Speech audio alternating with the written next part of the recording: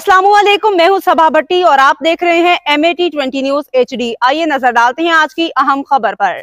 टोबर take Singh DPO इबादत निसार की जानिब से सब इंस्पेक्टर दिलदार हुसैन को सब इंस्पेक्टर से असिस्टेंट सब इंस्पेक्टर पे हेड कांस्टेबल फिर कांस्टेबल तारीखी सजा दे के मुलाजमत से डिसमिस कर दिया। जिला टोबर टेक सिंह के आवाम की जानिब से DPO इबादत निसार के तारीखी इंसाफ को खूब सराहा जा रहा है।